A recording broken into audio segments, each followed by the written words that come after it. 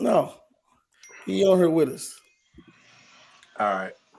All right. Do your share thing. Make sure you share it to all I the got it, groups. Chris. I All right. got it. Just got to remind you, because sometimes This what I do, need Chris. my voice to be able to operate on a daily basis. You such a prima donna. Like Ah, I don't know how people put up with you all the time. Like ah. All right. All I'm right. glad we got a delay.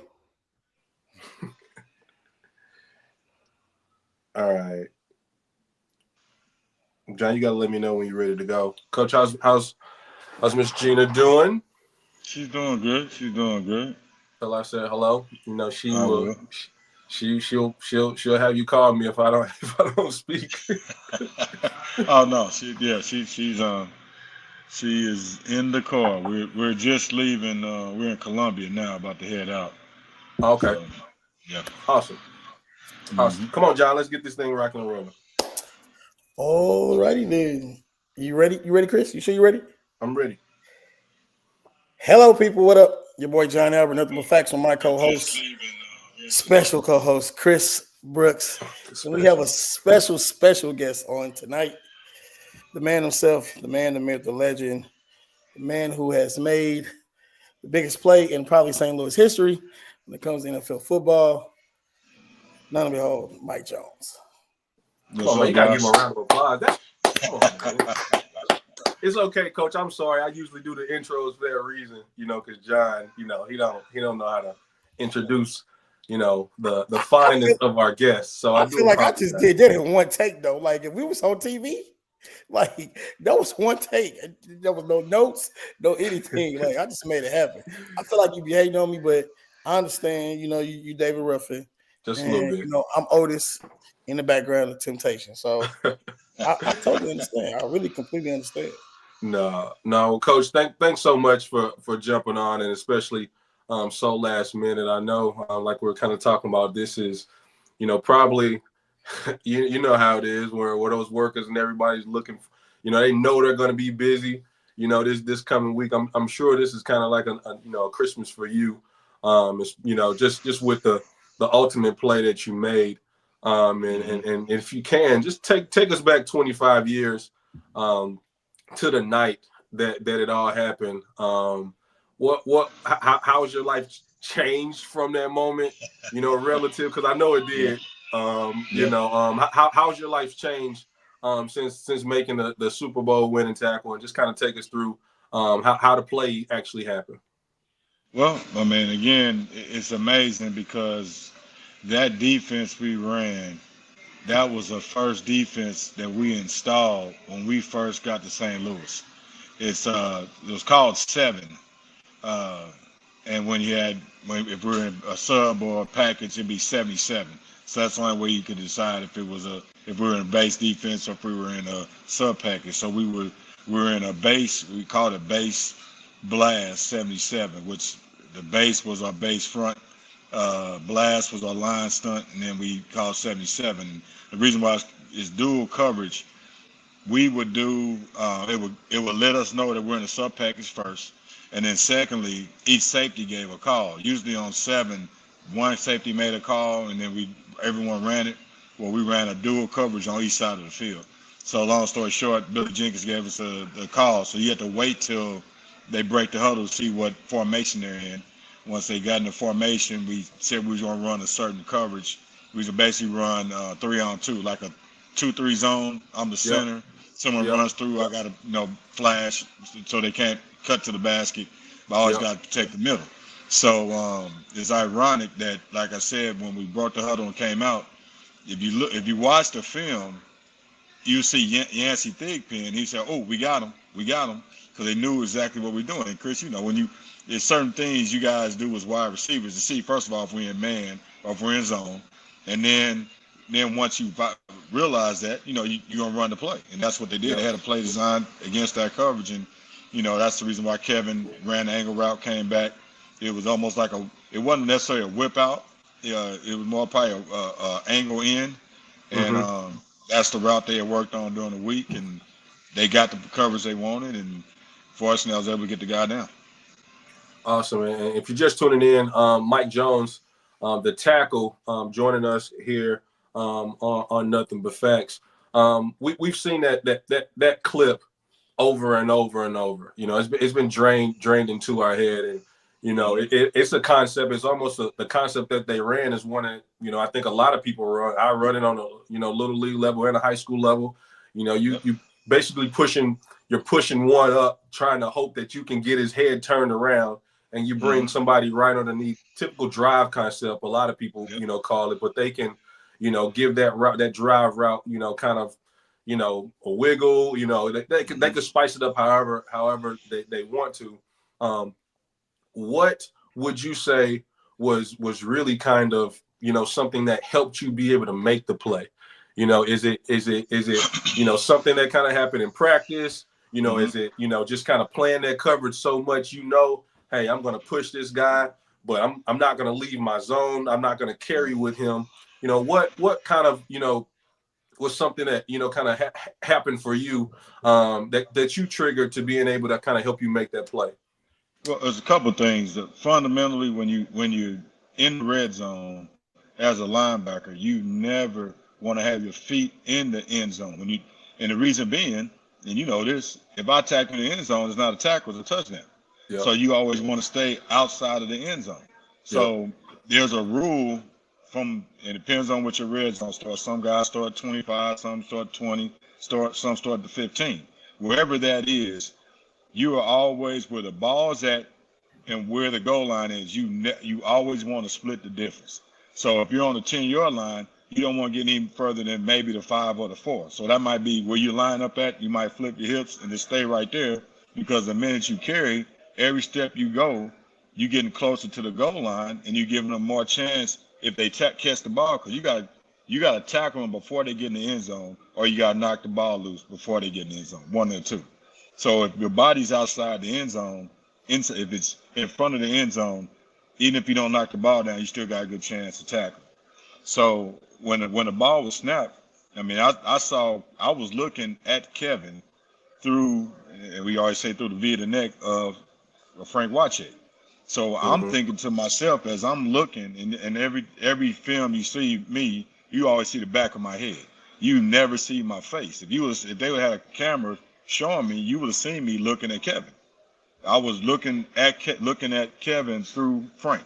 So Frank is running. I'm looking through his via his neck, and I see Kevin plant. And when I see Kevin plant, I'm thinking, oh, I'm gonna kill him. He don't see me. He thinking I'm gonna run up the seam. Yeah. And I'm not knowing, like you said, you guys work on that. You're thinking, okay, I know you see me, but I'm gonna beat you to a point. So even if you do tackle me, you're gonna tackle me in the end zone.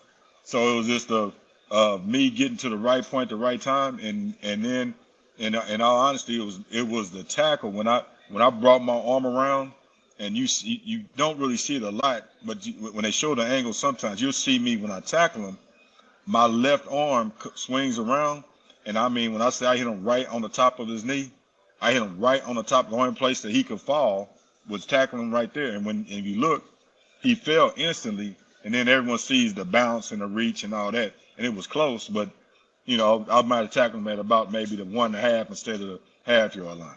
But he went down instantly, and until I saw the film, I never understood why he went down so fast. Because as wide receivers, you guys think even if I get tackled, usually you run through a tackle or run through enough of it that you can fall into the end zone. Yep. And that's the reason why that's what happened on the tackle. I hit him on his knee, fell down, and the game was over. Got you. Go ahead, John. Mike, 25 years ago, tell me your level of shock after making that play, and then what was the life like after you made the play? Like what was your level of experience once you made it, and then it's post game? Like tell me what that feeling was like. It was, the Super Bowl is strange, and when I say strange, the game ends, they throw a commercial on, then they have a podium up, you see all these guys celebrating. So the time, that minute and a half, you guys you're on television, do radio, that minute and a half to 3-minute commercial. That's how fast it was for you had a chance to celebrate, get on the podium, and then let the people talk. So you didn't really have a lot of time to really let it sink in. Then the game after that, you have interviews and all that. You had the party. And seeing when we won the He Super said you Bowl, had a party. yeah, you have a party. You go to the party. But the ironic thing is, we played on the East Coast, so the game ran late. So we didn't get to our post game party till almost 12:30. I didn't, because I Wow. mean we had interviews and all that. So then we had our parade the next day.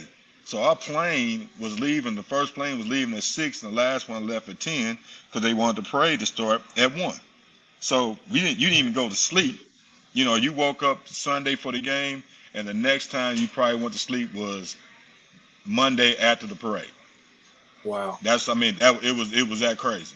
And so, like you said, you had the parade, and then you have another party. And then because you asked what was it like, Coach Ramil retires on Tuesday. So you got game Sunday, parade Monday, Coach Ramil Tuesday, and then a lot of guys that do interviews. You go on the East Coast to do your interviews, New York and all those areas, and then you get on a plane to go to New York, and then at that time the Pro Bowl was going on. So the guys that didn't do interviews or didn't go to the Pro Bowl, then yeah, they got a chance to enjoy it. But most of the guys, they didn't really get a chance to enjoy it till a week, to understand what happened till almost a week later. You kept hearing interviews and talking and all this stuff, but it Right. really didn't sink in for a while. Chris, go ahead. And I think everybody, their big thing is, the Super Bowl definitely will put a lot of people or some people in a position, or as far as like instant celebrity. We didn't have social media back then. And I could just imagine, Coach, if we had social media. It probably was good we didn't have social media. I know it was, because y'all had some guys on their team that was doing some stuff they shouldn't have been doing. It was good we didn't have it. I'll leave it at that. Yeah, but talk about what the potential that would have brought for you, just as far as instant celebrity. This small town guy, playing on a big stage and making a big impact. You know what I mean? I mean, now, Coach, we understand. Me and you both understand that play didn't necessarily win the game. There was other plays in it. You know what I mean? That won the game, but in hindsight, that play won the game.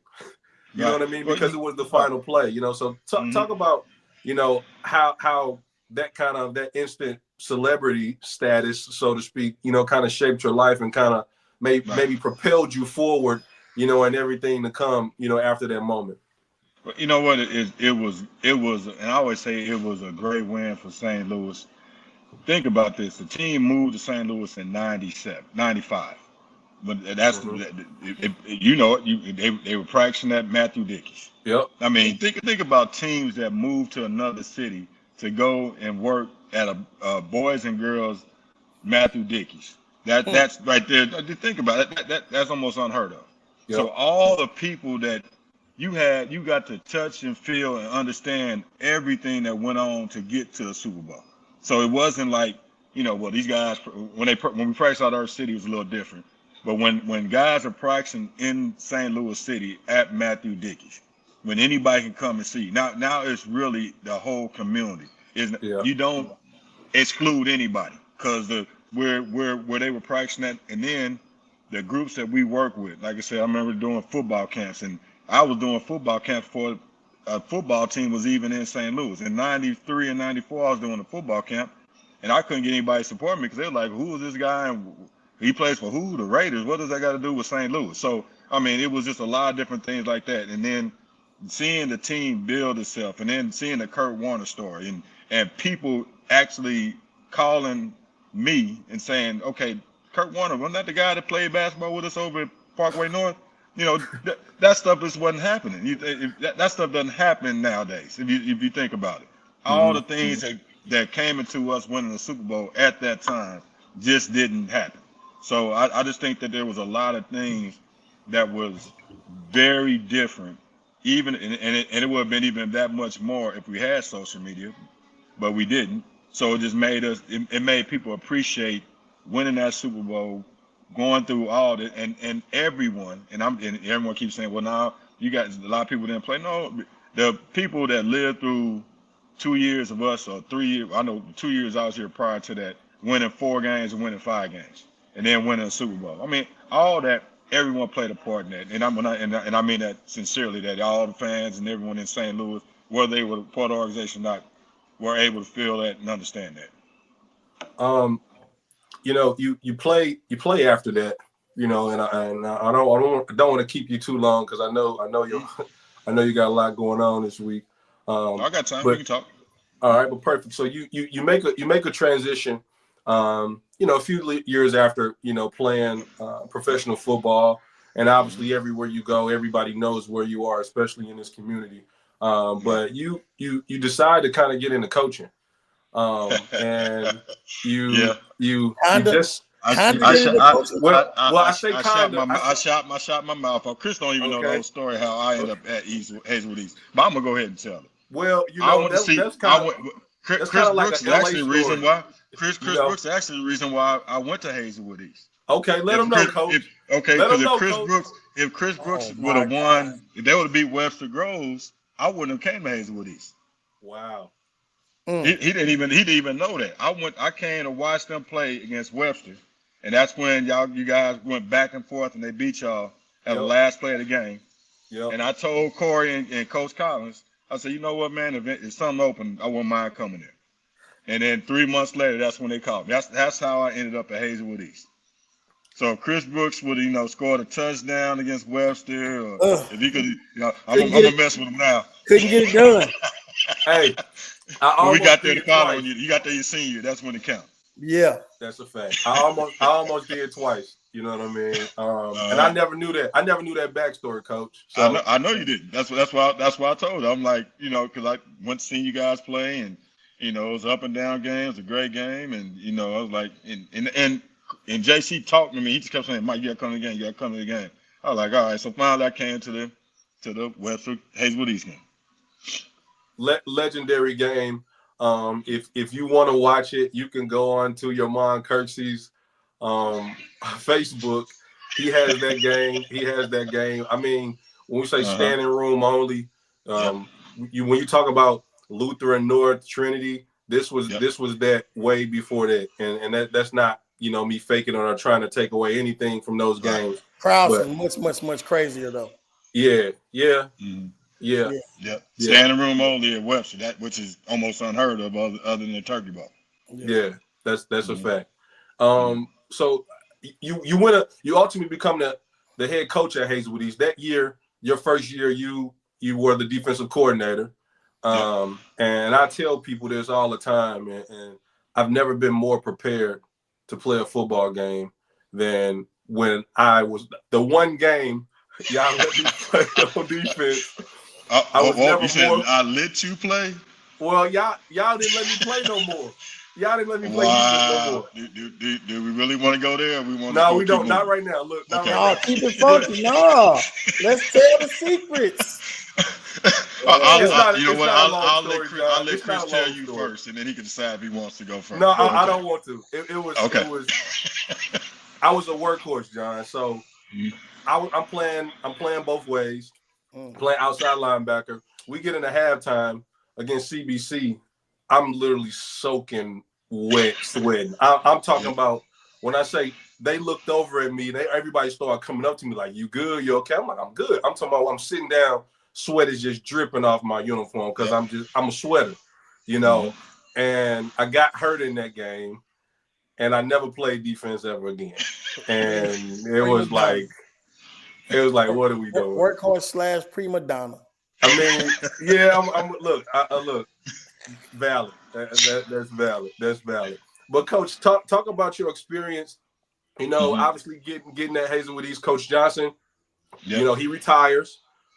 Says he's done with coaching, and you take over as the head coach of Hazelwood East Spartans, and you guys, find your way in the state championship game. Not too long from you kind of taking over the program. Talk about that transition and that success for you at Hazelwood East, bringing a state championship to what I'm gonna say the mecca of football. It was, Hazelwood East, you're right. It was great tradition there. Played with a couple guys in college played against a couple guys in the NFL from Hazelwood East, and I never really understood the dynamic of Hazelwood East because I didn't know North County football. I mean, I was from Kansas City. Didn't really. Only time I came to St. Louis when after I got done playing in college. So I still didn't understand the dynamic of it. And then just seeing how many great players come out, not just Hazelwood East, but North County, period. And just the players out of in St. Louis, period. I mean, you just had a lot of great players come out there. So when I took the job as a coordinator, it was a great experience. And then moving along, and then Coach leaves, and I knew we had a great team because I knew we had a great shot. Let me make sure I say that right. To be a good team because the 2 previous years we won the overtime against McClure North that went to the state championship 2 years in a row. And having Hazelwood Central there and even Riverview and those good Riverview teams, I knew we had a shot. So when I took the job over, we had 20 plus seniors coming back, similar to what you had, Chris, when you were a senior. You guys had 20 plus seniors. You had some guys that didn't play a lot that you was expecting a lot of, and we didn't know what we was going to get. And the same thing was with that team, and you get guys that just show up and show out, and that's what happened. We had some guys that played extremely well. We had Terrell Downing, who, the year before he was scared of his shadow, and then his senior year, he playing every down, wide receiver, defensive back. He even kicked a field goal to get us to the second round of playoffs after not making a field goal in 2 years. So, I mean, just having a lot of things that went our way. And, we found ourselves in the state championship, against a Raytown South team. Now, the ironic thing about the Raytown South team is this. All the guys I grew up with Kansas City, all their kids was at Raytown South. So before the game start, I'm walking, I'm seeing all these guys. Like, what's up, Mike? I was like, what's going on? So what you doing here? He said, my son playing here. My son's playing here. So I see about 7 guys. So I tell my coaches, like, hey, man, we're going to have a work cut out for us. He's like, why are you saying that? I said, because all them guys that I talked to, I grew up with, their kids playing on the team. So I know what they can do. So, I mean, we went back and forth, and heck, we get to the last play of the game. And I think, Chris, you can really respect this. We hadn't worked on 2 minutes until we lost to Riverview. And we looked like a hot mess against Riverview. So every Friday, we did 2-minute drill until we scored a touchdown. So when we got to that part of the game in the state championship, we go down there and we always ended it with a Hail Mary. So we get down, we call timeout. It's like 5 or 6 seconds left. We're like, what are we gonna do? Like, we're going with the Hail Mary. So we line it up, and when we line it up, you can see Raytown South, the same problem we had at Riverview, they were having the same problem. So we ran the route, threw the ball up, and Terrell catches the ball. But the ironic thing is, if Terrell doesn't catch the ball, we had 2 other guys who were right there to catch it if he didn't catch it. Yeah, so, I believe Chris Weaver was on that team as well around the way. Sure was. Chris Weaver, and so we had a bunch of good guys, and when you got a bunch of good guys, all you gotta do is sometimes roll the ball out there and let them play. Just make sure you get out of the way, and that's what we tried to do. Say that again, Coach, because a lot of coaches don't understand that. You got some good athletes. Throw the ball out there, let them play. Yeah, get you some guys. You got you a chance. Some guys, you got some Jimmys and Joes. You all right? No, that's a fact. I got a blitz one for you. Me and Chris kind of talked about public and private a couple weeks ago. Yeah. Tell me what your biggest takeaway from once coaching the Hazelwood East and then moving along and coaching at SLU as the head coach, kind of the difference between coaching the public school versus the private school. Well, even the private schools are different. So public and private, and when I say that is, you have some very high academic standard schools that aren't that do enough to win. If you win 8 games, getting district championship, everyone's happy. Then you got schools that have kids that know, and it's going to be candid, that the way they're going to go to college is on some type of scholarship. And it might be a sports scholarship, so they got their effort level is that much different. At the public level, I'm a public school graduate, so like I said, I can say this. You got to make sure, like I said, my parents made sure my academics is right. It wasn't the teacher that made count. They were accountable, but when everything was said and done, my mom and dad made sure, hey, Mike, your grades ain't right. We got to get this right. This wasn't you play sports, so yeah, you might be able to get away with no. Well, mom and dad didn't play that. And when you go public private, the biggest thing is when you paying for school, you gonna make sure your kid get what he's supposed to get. And when you're not, sometimes it slips. I just be candid. Not all the time, but sometimes it does. But when you giving somebody $10 for something, as opposed to okay, it might come out of my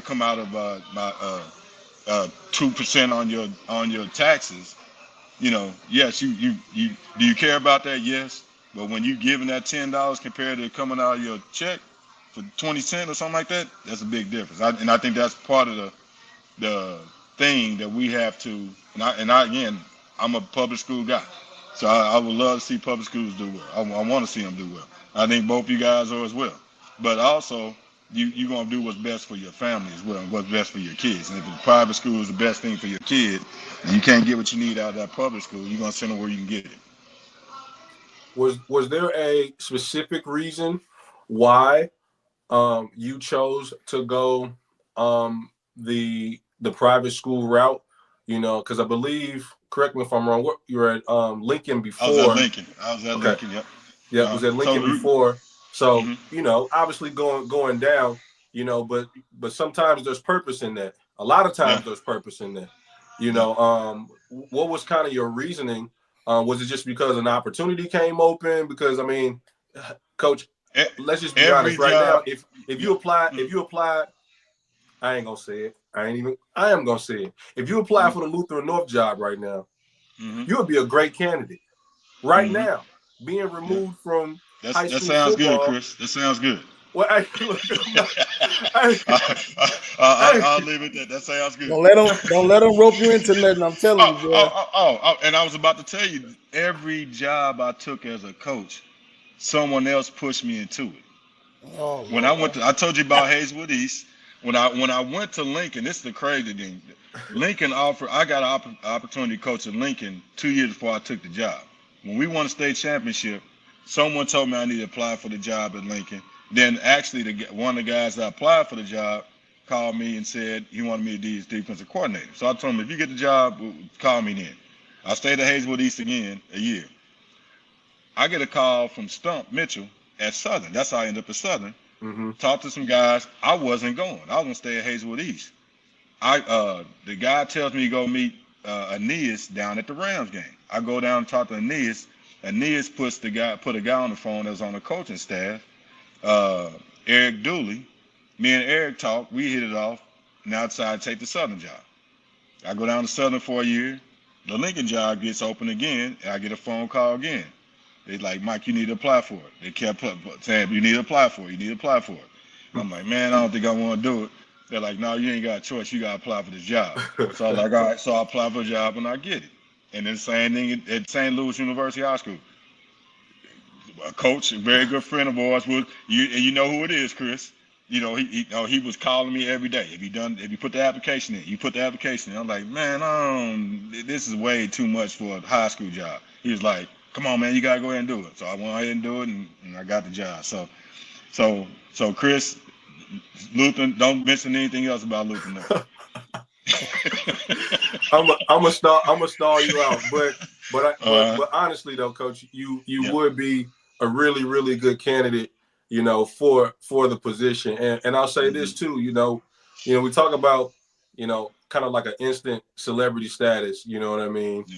Right. You have that, you know what I mean? So when you say your name, it rings those bells, obviously for the tackle, for people who are my age, older, but even for high school opportunities, college opportunities as well, because you know what you're gonna get. And when I say that, I won't dive into it right now, but SLU is one of the schools in the St. Louis area who has the most Power 5 kids playing, Power 4 kids playing football in the area. And got to give you your flowers, because you got some guys on that list that you coached and that you helped, be able to get into SLU to be able to do that. Chris Brooks Jr., Ryan Wingo, you coach Luke Sherman, who's at UCLA. You coach Zach I'm sorry, Hard Weaver, work. who's at Vanderbilt. Yep. You know, so Mm-hmm. you know can't let you off. You know, without giving you your flowers, especially on that level. And me Mm-hmm. and John talk about it. We always have this conversation. John, if it was up to me, we would talk about high school football all 52 weeks, the whole, even when it's not in session, because I mean, it's attractive, it's sexy, it's what we want to talk about. You know what I Yeah. mean? Yeah. But definitely got to give you your flowers, because you are a pioneer in that world and in that space. And you've done a good job. You really have done a good job. So Mm-hmm. definitely want to give you your flowers. Yeah, thank you. John, Thank you you. And those got guys did a great anything? job. Those guys, and we and just the testament of a lot of those guys and their parents, and Chris, because you was with these guys, we had some great parents that were part of that organization. You mentioned, Zach Orworth, his mom and his dad were phenomenal. I mean, they did a great job with us, and even you look at how well Isaac, and unfortunately Isaac got hurt at Mizzou, but what Isaac did at there, and then of course your son. We knew, we thought we had something special in your son, and he played as well. We talked about going from his junior, senior year, and even his sophomore to junior year when he got hurt. And then he told you he's gonna be the best receiver in the area, and you look up 6 months later, and he's the best receiver in the area. So I mean, you got kids with that type of mindset, that do those type of things both on the field and off the field. That's a testament to them and their parents. No, for sure, John. I got nothing. You said so much, Chris. You're welcome, John. You're welcome. You carry us so well. Like, oh my God, like I'm in the presence of a God when it comes to this podcast. I'm glad you know, John. Wow. I'm glad you know. I'm so No, thankful. Coach. No, we appreciate you so much. Again, No problem. definitely glad to have you on. It's such a privilege to be able to have you on, especially Super Bowl week. I'm sure we're gonna turn this podcast off and see you on Channel 5 or something, doing something. You know what I mean, for Super Bowl week. But ladies and gentlemen, Coach Mike Jones, the tackle Mike Jones. You guys haven't said who Louis, you haven't said who your pick is. Who you picking for the Super Bowl? Or you gotta wait till Friday on that. We gave our picks last week. I'm not changing mine, John. 31-28 Chiefs. I know you going for the Chiefs, Coach. You're a Kansas City guy. I know you going for the Chiefs. Well, Andy Reid was my offensive line coach. He was my offensive line coach at Mizzou. Yeah. Wow. Yep. That's crazy. I never knew that. That's crazy. And you took my number, because I told you 31-28. I thought you said 34. I thought you said 34-31. I said 31-28 or 34-31. That's what I said. Let's get our producers to roll it back. You know what I'm saying? We'll tell them to roll it back. But I mean, it's just hard to pick against Pat Mahomes, man, and KC. Yeah, it is. I mean, if he get the football within the last 2.5-3 minutes, and it's a 3-point or 6-point game, KC gonna win. But I do believe this. I've been thinking the last couple of days. The only way Philly wins is in a blowout fashion. Only way Philly wins. If it's a blowout, right? They turn the ball over. The Chiefs have turned the ball over. They got. I mean, that's the only way Philly got a chance to win. They turned it over 3 times. Yep. So they're gonna hand the ball off a million times too. So if he get going, you know how electric he looking in open field when he get going. He jumping over people's head backwards. So right. He just different. Yeah, he is. And when we saw him this year, I went to see him play. I saw him twice, and the crazy thing is, both times I saw him, it was against the Rams, and he had 255 one game and the 200 other time.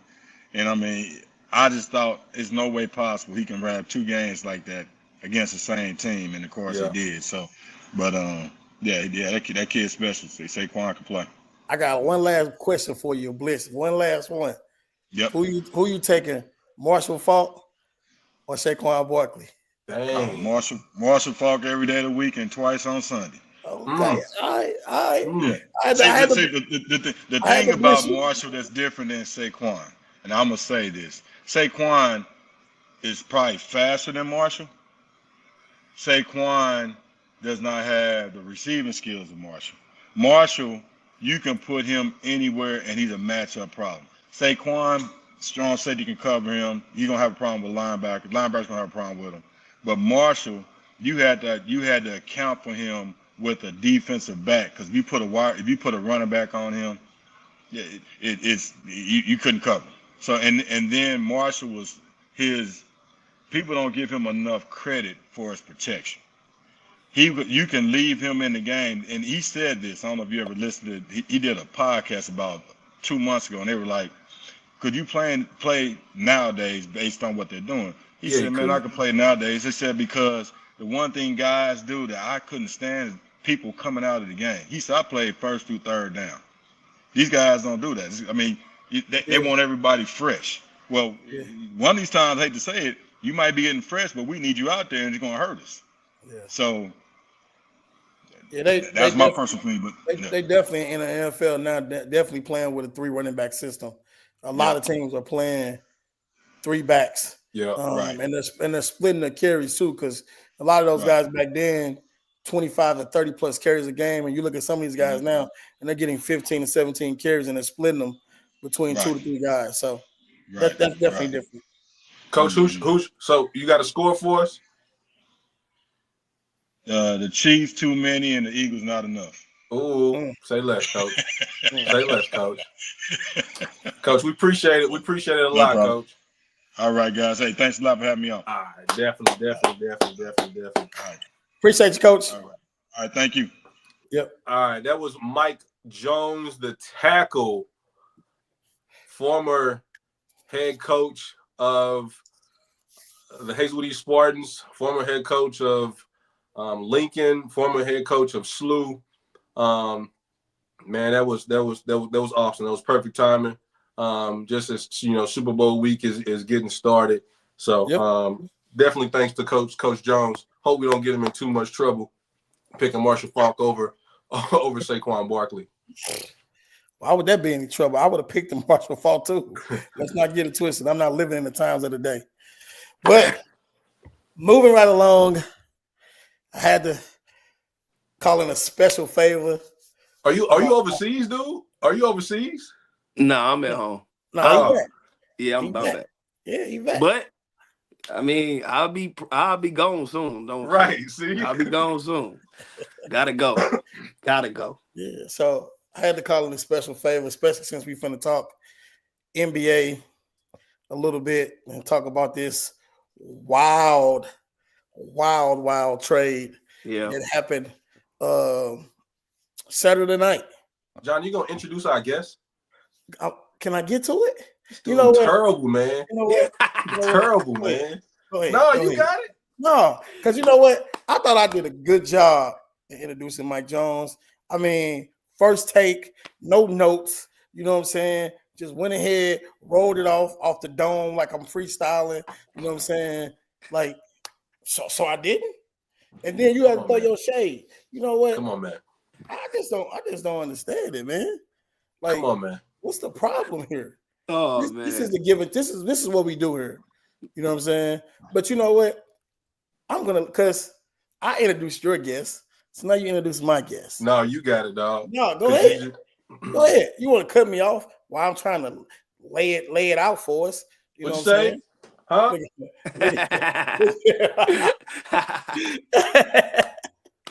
Anywho, man, I got with us one of the baddest guards to come out of St. Louis. A phenomenal college basketball player. Had a great high school career. You know what I'm saying? And has been playing overseas, been turning up ball his life. Mini tour circuit of 1-on-1 games and 3-on-3 games and 5-on-5 games. None other than Brighton Hobbs. What's up? What up, Hobbs? What's up? Man, did I do it good? See, that's what I'm talking about. You did all right. I had to pull your teeth to do it, but it's cool. I know, like you just gotta. I'm shy, Chris. You know what I'm saying? He's talking about I'm shy. But yeah, so like, kind of fast forward to the NBA and the shocker trades that we've seen in the last couple of days. No one expected this at all when it comes to the trades of the trades. Luka being traded from Dallas to the Lakers for Anthony Davis.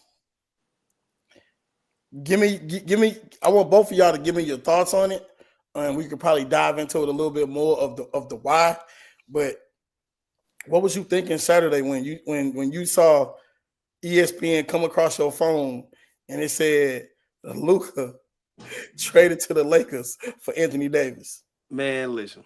When I seen it, I'm bowling. I picked up my phone and I went to Instagram and I seen it. I'm like, wait a minute. This not real. Like what? This don't even make sense. Like why? And then the ESPN thing came across and it was official. And I just was like, bro, what is going? Like, I don't understand it. But then once you get to hearing like why like he was traded, then it was like, I mean, I get it, but then it's like he's 25. You don't trade away your 25-year-old superstar, all NBA. I don't give a damn. 5-time All NBA. Like, I don't care how much of a dick. Excuse my French. You good? No, My you fault. good. Okay. We on this station. Okay. Yeah, but I don't care how much of a dickhead he is. Like, you gotta deal with that. Like, you gotta probably put in place like, hey yo, look, we need you to tone it down, figure it out. But I'm not trading you. You just got us to the NBA finals. And, like, you took us to the Western Conference Finals a couple years ago by yourself, and you trade me right the year after. So I think what people are failing to realize with this situation, this is business 101. You can dress things up a lot of ways. Yeah. But when people look at you and feel like you're a complete asshole. Yeah. Kobe wasn't an asshole? Not a complete one. He was. I mean, let's not get it twisted. Even Mike, right? They all had their somewhat their asshole ways, okay? But they were still somewhat people person when it came to front office people and things like that when it came to the nature of the business. Mm-hmm. You know what I'm saying? Yeah. And I think from my point of view of seeing it with Luka, I think it was really more of he's just too hard to deal with. Yeah. And that's what it came down to. Like, it came down to him just being in his selfish ways, not communicating with the front office about his last injury. They was very concerned. It's coming out more now as we speak, but they was very concerned about his health, his longevity, and like, was he going to be the superstar that can bring them a championship? Because last year, even though his numbers was amazing, they picked on him all 5 games. Yeah. Like, especially defensively. That's what I'm saying. Yeah. Defensively, they picked on him. So he guarding at the same level I'm guarding at. Facts. That is a factual statement. Did you watch a couple years ago when we played at the V and Tom had filmed it? That was a decade ago, man. And I fouled every time. If not, just let head score. Yeah. Like, come on, like, you a bucket. If you getting 35 and giving up 35, like, come on, bro. Yeah. And let's not get it twisted. He is a superstar, megastar, and it's finna be even more crazier now that he in LA. It's finna be a different level of superstar that he's about to be. Oh yeah. He's about to be the number 1 seller in jerseys next year. Like, it's not even gonna be close. Like, I think initial reaction and Hobbs, you're in a lot more exciting group chats than I am, and some of those group chats you in, it's a superstar in that chat. You know what I mean? And when we think about trading somebody like Luka, all right, let's say we trading Tatum, and we would say the same thing, like, what? Right. Like, what? Right. Like, what are we doing? But again, things start coming out. Yeah. You know, Luka's damn near 270. You know what I mean? Damn near he 270. Okay, Yeah. he's 270. Yeah, You know, he they've big. had communication with him about his weight. You know, and this is what, you know, obviously we always tell, you know, in coaching, we tell kids, you know, make sure you're doing what you need to do. You know what I mean? And I was on a team that cut Peyton Manning. You know, so it's like nobody is. Wait. Run Yeah, this back. when the coach cut Peyton Manning. Oh, okay. All right. Yeah, Yeah. the coach cut Peyton Manning, and you Chris know, he's over there spraying water. He was the water. yeah, I was spraying the shit out the water. hey, John, I was spraying the shit out the water. Can I tell you something? I would have made sure it was room temperature too. Facts. Hey, so let's not get it twisted. I'm talking shit, but don't get it twisted. Yeah, but it's just like, it puts into perspective for a lot of people, though. You know what I mean? Yeah. Because, you know, we always like, all right, they're not gonna cut me. I'm the man. Right. And nobody, if you know, Vegas odds were 16-1, whatever the odds would be, Luka getting cut this year, how many people would have put $1 million on that? You know what I mean? Yeah. You know, so I think the NBA is saying something. I think coaches are saying something. You know, and I think a lot of people within the Dallas Mavericks organization is saying something as well, because he was due a super max contract of $345 million, and for them to trade him away for nothing. And I'm saying nothing. You can't get the super max now either. Can't get the super max, so you lose $120 million. You lose state income tax. You lose a ton of money. We're talking about a ton of money. You know, so it's almost like they stick it to Luka. But I'm gonna send you to LA because I'm gonna still let you get your bread. I'm gonna still let you get your bread, and he'll be able to get it back in endorsements. You know, he will be probably the most popular basketball player in the NBA. You know what I mean? Next year, and even, you know, depending on what they do the rest of this year, because let's be honest, LA probably got a little better. I'm gonna say they got a little better. Hear me out. They were 8-10 on that last stretch. Hear me out, John. Here you go with these football takes. Fix your face. Fix your face, John. I'm gonna use yours on you. Fix your face, John. Were they not playing good basketball without AD on this stretch? Yes. They were playing good basketball without AD on this stretch. I'm just saying. I'm not saying Hobbs. I'm not saying it could be sustained long term. They beat a solid team in New York. Okay. Really, really solid team, but they were 8-10 on that stretch. Yeah, they got to figure out who's gonna be holding the ball, because Luka loves to hold the ball. Okay, there we go. Because you know what I'm saying. They gotta figure out that. Well, so I was gonna get to that, as far as, you know, you being a basketball person that still plays overseas and all of that. How fast does this become Luka's team? One, okay. And the second part of that, not that it becomes Luka team, how easy would this be, this transition for LeBron, for him to take a back seat to say, hey, go ahead, Luka, you're gonna be up? Because I really believe, hold up, I really believe he's done that for AD silently. No, publicly. But AD, it's different. It's kind of different with AD to 4. You got the same. This is the same basketball player as you, but just can score way better. So now LeBron can score way better. Don't do that. Come on, hey, whoa. LeBron can win a scoring title right now. No, he cannot. Yes, he can. No, he cannot. Well, okay, right if that's now, the case, he's never won the scoring title. Dope a dog food. Huh? Dope a dog food, Chris, because that's what you want right now. You tripping. What do you mean he don't want to? LeBron he never wanted to be the scoring champion. Let's not get this twisted, though. No, he plays great basketball. That's why. Right. But he could have won the scoring title if he wanted to. Let's not get it twisted. Hold on. I just said he doesn't want to. No, we got to stop doing that, because he's never done it. He can't win a scoring title right now? No, he can't win no scoring title right now. I don't know about right now, nah. It's a guy named Shai Gilgeous-Alexander that plays for the Oklahoma City Thunder. That is the best scorer in the world right now. Right now. We don't give LeBron enough credit, man.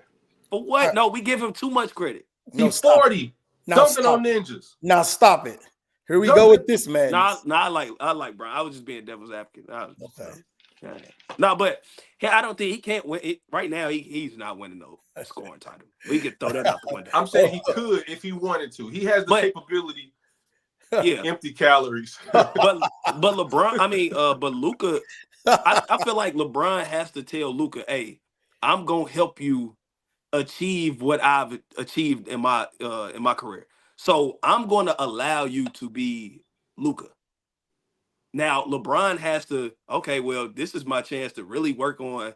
Well, I mean, he ain't really got to work on it, but being a spot up shooter, because he can do that and still be LeBron. I was thinking the other way around though. I was thinking. But then that limits Luka. That's gonna limit him. No, he's best with the ball. Yeah, his fat chunky self needs the ball. No, he need the ball. LeBron don't need the ball, but LeBron can do the same thing. I understand what you're saying. You're saying higher level. He is a more pure scorer, but he doesn't play defense. You know what I'm saying? So it's like you better be able to do something if you don't play defense. You better score 40 if you don't. You know what I mean? You don't stop nobody. That's what he's been doing. So I mean, how do you change that? You're the basketball guy. Hey, you tell me. That's what I'm saying. I don't have I really don't have no answers to it because it's like they really the same basketball player.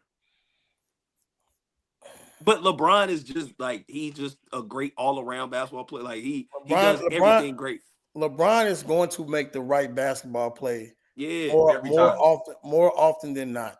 But I feel like Brian got to let him be Luka. You're just gonna have to let him be and just guide him through this process. Like you got to guide him through the process. So this is what I think LeBron needs to do.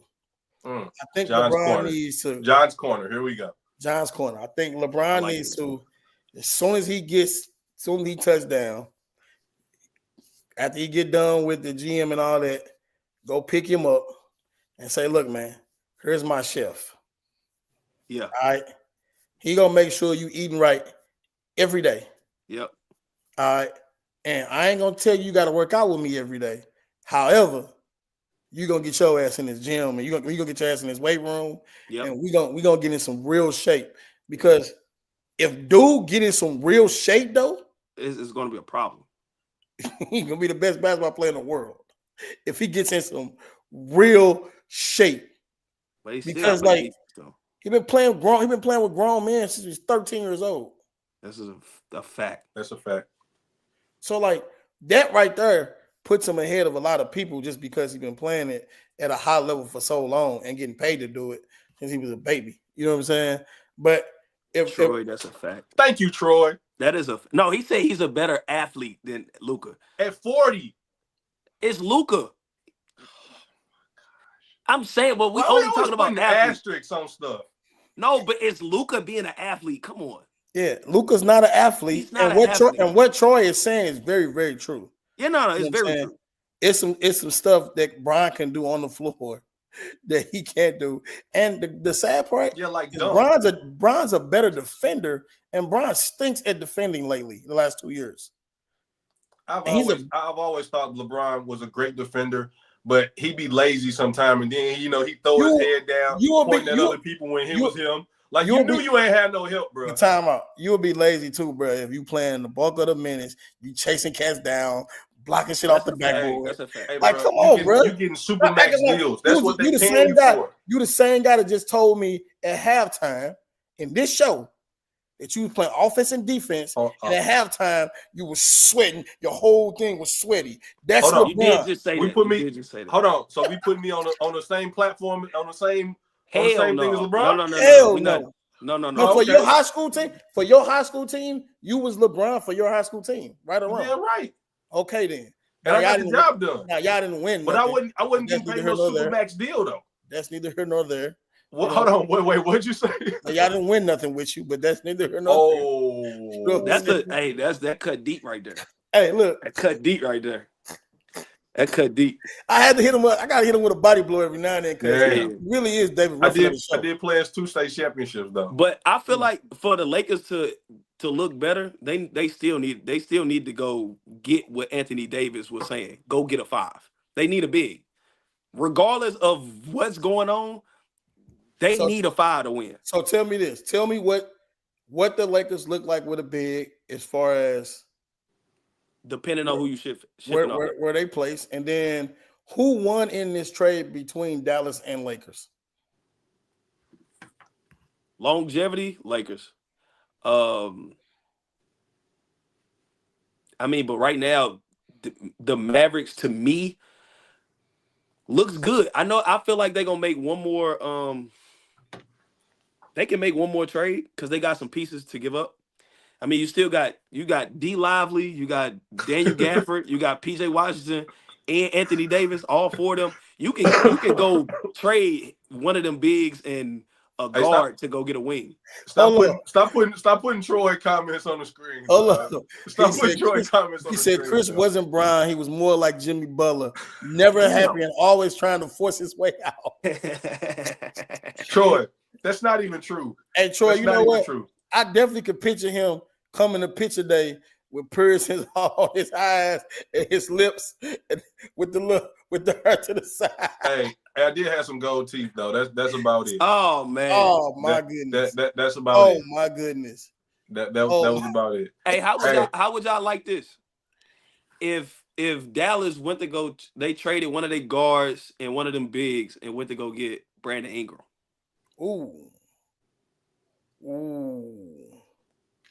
I think that will give them a significant big 3 to be able to compete for real. But I will say this: they ain't really got a lot to trade. I mean, the Lakers, they don't really got a lot to trade. I'm talking about the Mavericks. If the Mavericks do it, they win it all. But I say if the Mavs do it, they win it all. Because Brandon Ingram, Brandon Ingram remind me of like y'all gonna laugh at this when I say this. He kind of remind me of like the cute girl that's solid. You know what I'm talking about. She ain't fine, she ain't sexy, but she just like, you know what? She got everything. She got everything. She dressed well. Yep, she always smell good. Keep herself together. Yeah, she's gonna keep her hair done. And everybody don't like her like that. But and he that basketball player. He that person that is just like, he ain't really finna dress it up a whole lot cute, but he gonna go get a bucket. You know what I'm saying? He gonna play defense well enough and he play hard. You know what I'm saying? And he got the intangibles. And so it's just like, and he know going into that situation, he gotta fit in. Yeah. He can't but go in there. I think with them 2 veterans with that championship pedigree, like you just fall in line. Like, let me help you, young fella. Like, this what you need anyway. He really need to be around some guys that, yes, they're running it back. I don't care what none of nobody telling me. That's a bias. That's not bias. Troy. That's not bias. You jumping the bias, gun. and you know it's bias. I just seen in the chat. Like, come on, man. Can we ask the questions? My bad. My fault. You know what I'm saying? That was the blitz question. You know what I'm saying? Like, my fault. Hey, we got to coach little bro up, man. My bad. Listen. I just seen it, and you know me. My fault. I see next time I got to hold it off the screen. Yeah. My bad. What do you give me your chances of the Celtics going back to back? Oh, it's gonna be very hard, but I think they win. It was a high. I don't want to put a number to it, but it's very. I think they're gonna run it back this year. This is what I'm gonna say. They're gonna run it back this year. They're gonna win this year, and next year they might as well go ahead and trade somebody. I got. That's what I got for you next. But who they trading? Who they trading? Jalen or Jason? And you bias again. I'm not being biased at all. This is more like I'm telling you before it happens. You cannot trade Jason Tatum. Okay, I'm glad you know that. You can't. You can't. You can't. Because to be honest, Jason is really like the face of the NBA. Yeah, he really is. Outside of LeBron, and he just ain't. But look, he is. He don't talk like that. He ain't rah-rah no, like that. He ain't. It ain't even a talk to me. I just feel like he ain't grabbed it yet. Like he ain't like nah. This month, you know how Jokic like he's dominating the NBA. Like I do this. Like y'all cannot stop me. I'm going to get a triple-double every game. Like y'all can't do nothing with me. Like Jason, like he like right there where it's like y'all can't tell him nothing. And if he win this year, I promise my right hand to God, there's nothing nobody in the world can tell him. I don't think he's going to say he's the he's going to say he's the third or fourth best wing of all time. Ooh. If he wins, I'm telling you what, like me and him think alike. That is like I'm telling you, he's going to feel he's the third or fourth best wing. Third or fourth, yeah. Give me your top 5 now without even listening to his name. Top without 5 ever play wing. You said at what? the 3 at the wing at the 3 at the wing at the 3. I gotta go Brian, Larry, KD. See, this is where it get tricky. Kawhi. I thank you. I always put Kawhi in top 5, and then I give it to of all time. You got to put him at 5 at least, because even though he stayed hurt and played crazy all the time. Then who you go with at the 4? Because I was gonna put Melo in there. But see, Melo is just a time. We forget a lot of guys that played before them. I'm not putting Melo in there. I'm not putting Melo in there because, in my opinion, Melo is just a sexy girl with the trash.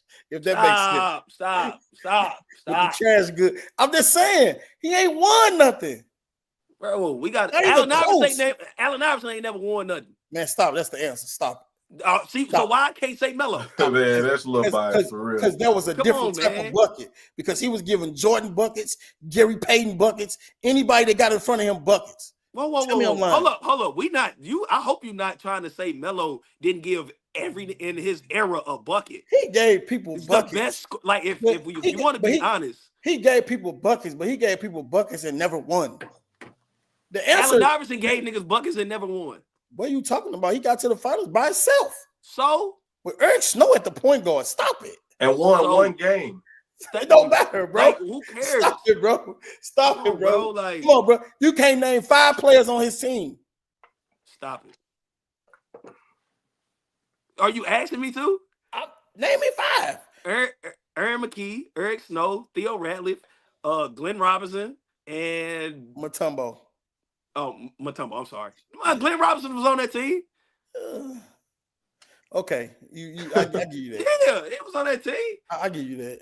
And then okay, we're gonna leave it there because I don't everybody else I don't know. But all I'm saying, but the 5, I gotta put Melo in there. Gotta put Melo in there. Okay. I give you that, but I'm just not really sold on. But JT, like he gonna feel like he better than he win this year. He feel like he's better than Kawhi. He feel like he better than Melo. He say he already better than Scottie Pippen. I don't think Scottie Pippen is even in the conversation. He was more role player than. Okay, he feel like he better than T-Mac. Oh, y'all tripping. First of all, T-Mac got to be in there, and Pippen got to be in there. Oh no, Pippen got to be in there. The Bulls don't win without Pippen. Okay, that's fine. But hold on. But what was his role in that though? His role was to be the second bucket getter. He was to lock up on D. That's fine. That's fine. He was a true definition of 3 and D. Facts. He was not 3 and D because he ain't do no threes. I'm about to say wide open threes, bro. Give you that you're a top wing because you play defense. You're a top wing. You're a top 5 wing of all time because you play defense. You're talking about the NBA. A lot of them guys don't be playing no D, bro. I understand, but usually you're looking at a score. No, back then they was playing football. But did you hear what I said, though? He feels he's better than all of these guys. Who? He feels like all the guys that I just named, he feel like besides I feel like I'm gonna say this. I feel like Jay got more he got more shit in his bag than all of them, for damn sure. Not KD. Not KD. Not KD, no. But KD got that motherfucker on a string, boy. The top three. Okay, yeah, leave them alone. Yeah, but what I'm saying is that the only difference is some of them older guys, they just is out there playing football defensively, and Jay ain't playing no football defensively. Now he lock up and he gonna play D. He gonna make you take tough shots, and he can guard pretty much 1 through 4, damn near, depending on who playing in the pick pop forward situation. But them guys was playing football back then. So he just showed you he can guard 1 through 4 in the finals last year. I just said that though. But you said dependent. I ain't like how you said that word. He can't guard no real power forward. Stop it. What is a real power forward right now? Tim Duncan. He's not in the NBA right now. I'm just saying, but Tim Duncan was a power but forward. we're not talking about Tim Duncan. Okay. Like we talking about Daniel Gafford and PJ Washington. And KG would and KG, you know how KG would have been talking. We better than him. Watch out. Let me ask this. Let me ask this. Is he not the top right now? Not necessarily because of things that he's not doing on the court, because I think on the court he's doing everything, you know what I mean, that qualifies from, three, stat, everything that he's doing, he qualifies as one of the best. But is it because, maybe his aura is just a little different from the other guys? You know what I'm saying? Like, he's more chill, you know what I mean? Where you got LeBron, who, you know what I'm saying, every time you look up, you know what I mean, he dunking the ball, and you know what I mean, the expression that he giving. Is it more of that, more so than anything? Is that the reason why he's this close and you know what I mean? I think pushed himself over the edge? Honestly, I hope nobody crucified me for this, but there's only one light-skinned superstar. Who's the light-skinned? Him? No. Steph. Come on. Yeah, but you just but Steph, you failed the test with the answer on the wall. Hey, but look, but Steph kind of be a ninja though. You know what I'm saying? Like Steph talk shit. Like Steph, you know what I'm saying? Like because he do this at the three. I'm just with that strap. But that's why I said, is it like that because of his aura? He don't have that aggression. You know what I mean? In people's face, like. He the type that just let his game talk. Like he let his game talk. Like he ain't. But and again, that's why I'm asking: is it because of that? Because he definitely does. Like the way he plays the game, he don't have to say a lot. You know what I mean? Nah. And we coach up these kids. Let your game do the talking. He's that person. Yeah, but is that the reason why he's not? Because you don't see that aggression again. That's kind of why I feel like he's not maybe looked at as, probably the best player in the NBA, because he's not in your face. Yeah, because he's clean. He clean cut. Like you got a guy he just clean cut, man. Like he the top. He on GQ magazines. He a coach. He a model. Non-confrontational. Like, but what people don't know, like he's a dickhead. He talks shit. No, you don't listen. I've been since. How old is he? 25, 26? He's a dickhead. He's a dickhead. Now don't get mad. Don't get mad when we cut this clip up saying you calling him a dickhead. I don't. He know. I will call him right now. Hey, yo, you a dickhead. Hey, I said earlier, you're privileged to be in different group chats than I'm like. So. He's a dickhead, bro. Like he would tell me he'd tell me certain things, and I'd be like, bro, what's wrong with you? Like, you should never, don't ever let that come out your mouth. Like, you're bugging. But then he start doing this. He get to running them numbers down and them stats, and I'll be like. So let me ask this then. Got a point, huh? This kind of goes to what Troy said when he put it on the screen. Is Jay the clear cut number one on the Celtics, or is it?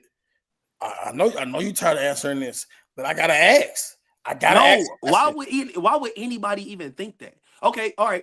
You know what? Well, no, you got a reason. You got a reason why some people can think it, because in a few playoff games, he wasn't making shots, right? So when you get in some of those, it's like, all right. That is the one thing about Jay. Yeah, you know, When he like played it's like, bad, he played bad. but look, they would have never been there without him. You know what I'm Facts. saying? So Okay, yeah, it's a team sport. You know what I'm saying? My dude, you know what I'm saying, came up. My shot wasn't falling. My dude came up, you know what I'm saying, and made some clutch threes, clutch plays. So I can understand why that conversation is had because of we're in the playoffs. You know what I'm saying? You want your best player to play the best. And sometimes in those moments, Jalen has been the one to kind of get them over the hump. But would they have been there without him even in those moments? Hell no, they wouldn't have been there without him. So I'm gonna say this. We say, you know, JB had his moments in the playoffs last year, and that's why in his moments was loud. Like Dunks. the game one Indiana, the three, boom, the Yeah. dunks, the dunking on three people, even in the finals. The reason why he got I ain't gonna lie, the reason why he But Jay stats was better. let me get there. I'm gonna get there. They And were. then so him going down the lane, JB go down the lane, dunk on three people in the finals, boom, the crowd goes wild. All right, it stamped him. But if we look at the stats, that man led points, rebounds, assists, blocks, steals. When has that been done? But we sit here and say who's the clear cut number one. But everybody loves to go off stats and logistics. What are we talking about? But here's the thing, though: stats and logistics are for GMs. That's cool. But okay, Not, to the people's eye. Okay, to the people's eye. To the people's eye is what did you do that was more exciting? Can JB stop them from throwing them off the pick and roll? Can JB stop them from throwing the lob? The best thing the Mavericks did last year was coming off pick and rolls, throwing the lob up to D Lively, PJ, and Daniel Gafford, right? True. That was their. So who guarded the fours? Oh, okay. That you get where I'm coming. Yeah, Luke, Jason. Most JB, people look, not look, gonna. look. People not gonna even pay attention to that. They don't know basketball though. Thank you. If you're a fan, most people are not looking at that and saying, "Ah, damn, we ain't know that Jay was guarding blah blah blah." When he came off the pick and rolls, and he was forcing, like, yeah. So they say JB played great defense, right? Right. That was the Luka. No, he got cooked sometime though. Luka averaged 35 in the finals. I was gonna say he got cooked sometime though. So what? So what are we talking about? Then I think D Lively them they stats was higher in the series before they played the Celtics, and that shit dropped when what? Oh, we're gonna go put this 6'10" big frame motherfucker on them. They can't get that because then we switch, or I don't switch. You know what? Let me just go ahead and get this steal. We go the other way. Like, we gotta stop saying this. Like, we gotta stop saying this. This shit is bad. Like, that man is if I really want to go there, talk your shit. He does. Don't do it. In my biased eyes, he's the best player in the league. But if I'm being realistic, that man is the third best player in the NBA right now. Behind name 1, 2. Jokic and Giannis. Like, overall, like Shea is having a great year. All right, I get that. But who you talking about? OKC? Yeah, he having a great year. Like, man, but like Troy said, that shit is wasted calories to me. Thank you. Okay, so he's really and then we talk about American basketball players right now. He's the best American basketball player right now. Period. So I don't understand why people keep. I got a bliss for you. Do you think Steph is fading? I don't know. I've been hearing a lot of people say this, and I don't know. I don't think so, but he been looking god awful this year. But he ain't got no help either, though. I ain't trying to hear that. I mean, but when we praised Steph, he had all the help in the world. Hey, listen, you the best shooter in the world. Yeah, but I still he still can go run off and get you 12 to 15 in a minute. He's 6'2". Saying they ain't never stopped him before. Because he had Klay Thompson, he had other people with KD. How old is Steph? 35, 36. He ain't 40. What that mean? Stop it. I'm sorry, he's 37. Bro, LeBron is a different specimen. Ron 40. But he's a different 37. specimen. Hey, but look, let's just be honest. Father Time is undefeated. You know what I'm saying? And as good as you can shoot for all of those years. Come on, man. Kobe was struggling at the end. Like Kobe was struggling at the end. He was doing everything he could. He was trash at the end. Tell the truth. Ooh, that's disrespectful. I'm not gonna say trash because you ain't trash going out getting 60. How you gonna get 60? He was stat stuffing, and you know it. He was stat stuffing at a whole nother level, though. You still gotta make those 60 shots on his way out. They were bad. The Lakers stunk. So you missing a point. The Warriors stink. No, they don't. No, they the don't. Warriors don't stink. No, they're the last in the West. They're not. They're gonna be a playoff. What team. are they in the West? They 13th. No, they're not. No, they're not. No, bro. they're not. No, they're not, bro. You go. No, you go saying stuff that ain't true. Okay. Okay. Look up the record. They at least in like 10. That's trash. That's the play-in. That's the playoffs. They're tied for 10th right now. Okay, so when they just played the Lakers the other night, they were 12th. So they won a game and somebody lost a game. Troy said it best. 35 shots. Now I ain't slandering Kobe. Let's not get it twisted. What? 35 and he got 60. Listen, let's not get it twisted. I like Kobe. I love Kobe. All right. But in his final years, his last 2 years, the team was hot garbage. All right. That's cool. And he wasn't doing nothing but cursing people out in timeouts. Hold on, man. Y'all just sat here and said the Warriors don't stink. They don't stink. They're the 10th seed right now. They the 10th. They in the playoffs. They're in the playoffs right now. They're in a play-in. That's the same thing as the playoffs. It's one game. It's not. If they win, it's gonna be 2. That's what we should have did. They don't get no series. That's what I'm saying. We should have had BT. We should have had BT on her too. That's what we should have did. Should have had BT on her too. Man, BT wasn't at work today, man. Damn, Chris.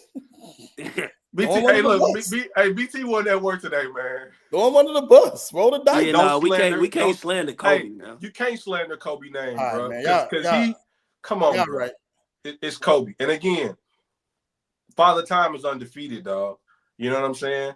They ain't playing good. He ain't playing good. You heard Kurt trying to talk about, he's struggling with not being efficient and being like, that's all the talk that coaches do. Yeah, but he ain't got no help though.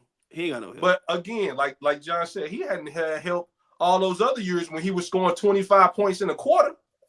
Whoa. Yes, whoa. He had help. He had help now.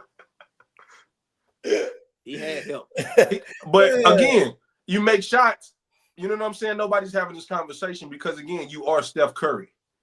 You're Steph Curry at the end of the day. You know what I mean? That's what Draymond Green said. You know, do y'all got a chance? Draymond Green said, we got effing Steph Curry on our team. Yeah, we got a chance. Well. Yep. Now, hold up. Before you answer this, let me ask the question, man. Because you like to jump the gun. Hey. Hobbs. What's your Troy, thoughts on Troy Brad's is- situation Troy- in Phoenix? Why is it not working down there for them three? I know why, but go ahead and give me your. And this is not even me. This is not me bringing up a conversation. This is one of my opinions. I love how you had to protect that though. Yeah, it's like this is one of my opinions. Hobbs' I just views feel is like his own views and not of those this is my own views. nothing but facts. I just feel like he not getting along with the number one player out there.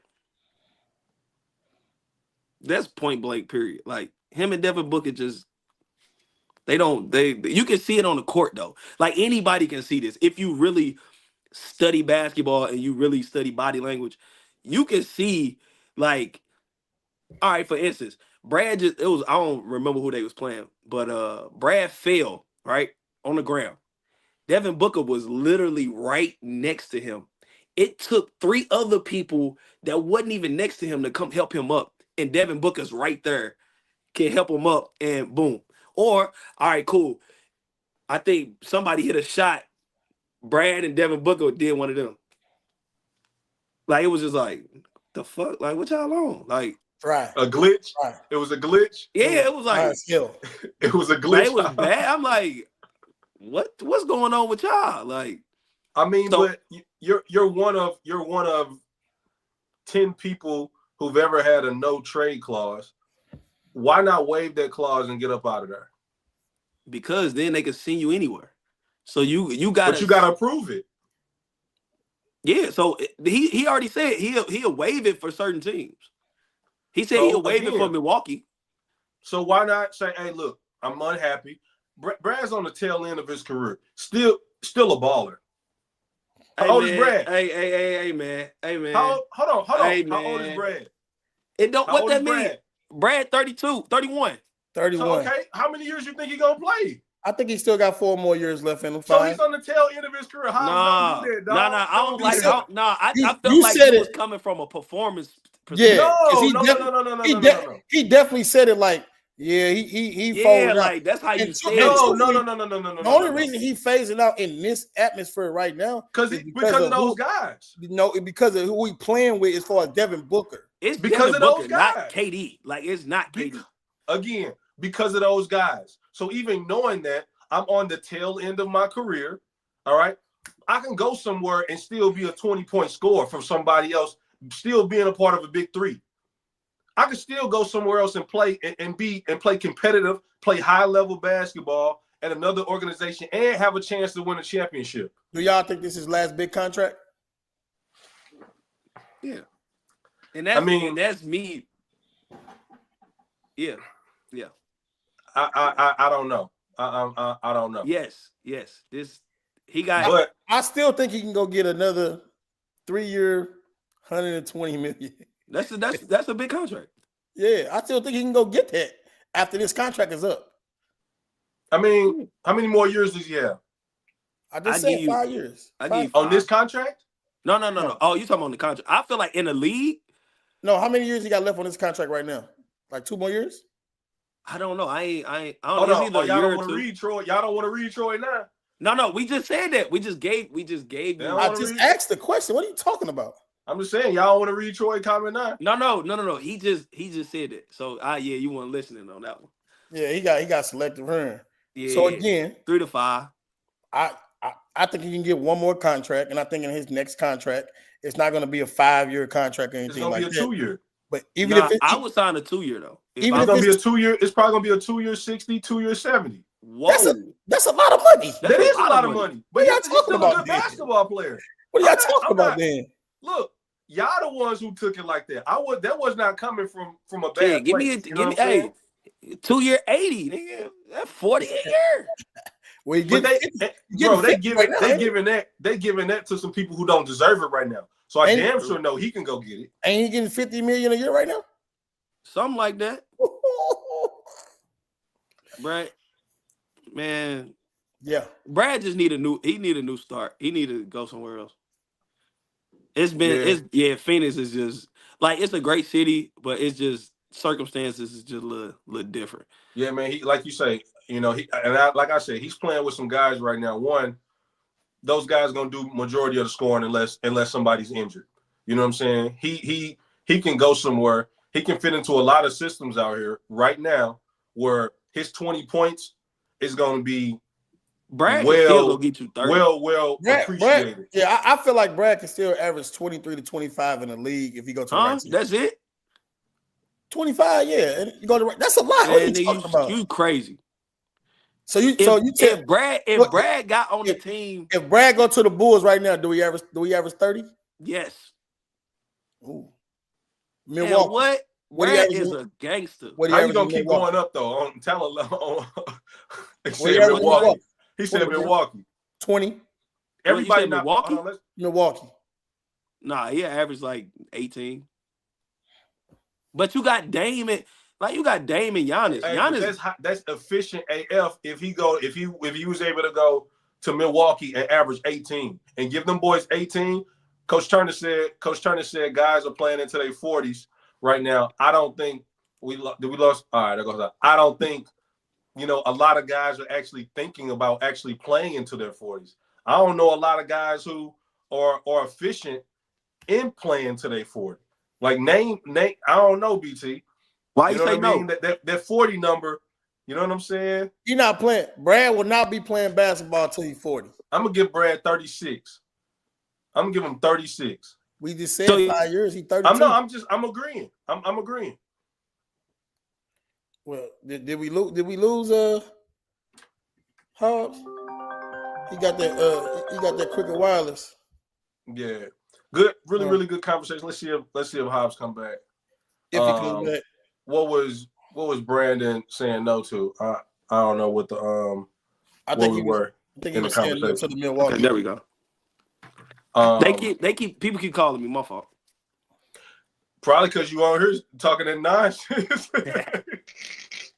Hey, look, your phone will start blowing up. They'll turn your phone up. We got to bring you back for sure, because one thing we have not talked about since we've been on here is what Mizzou is doing right now. Dennis Gates and the Mizzou Tigers. They're looking real good. And the SEC, in a loaded SEC. With Tennessee, Florida, Kentucky, Auburn, you know what I'm saying? Mississippi State. And we didn't even talk about De'Aaron going to the Spurs. Big time trade. So yeah, we got to bring you back next week for sure. Yep. Monday, so we can chop it up and talk a little bit more about basketball. Like I was saying, like I was telling Chris, you know what I'm saying? But anywho, Chris, you got something to say before I close it out? I got nothing. Hobbs, you got anything to say before I close it out? Why you on mute, man? He said, "Stop calling me." Hey man, look. Yeah, man. We got. Hey, look. What you thought was gonna happen when you pulled up on the show? You know what I'm saying? We can't hear you. We can't hear you. He's steady talking. He don't know, man. Anywho, if you are a high school player, man, make sure. I'm gonna say this again. If you are a high school basketball player, that boy's still talking, John, or football player, make sure you go on Mo Better Sports on the Facebook page and sign up for Mo Better All-Star Weekend. It's filling up the Google Doc form. I'm telling you right now, do not be a player that's left out because you didn't fill out the information. It's going to be a pretty big event. We also got something real special for you coming Wednesday. Wednesday, we'll have a big announcement. It's has nothing to do with the All-Star Weekend. It's something that's going to come and it's going to follow us here coming up in May for Mo Better Sports. But it's going to be a pretty big deal. I think everybody for the community is going to like it. So make sure that you stay tuned for that. With that being said, I'm John Albert. This is my co-host, Chris Brooks, and you're tuned in to Nothing But Facts. We'll holler at you people. Talk to you next week. Southside. We ain't never been friends.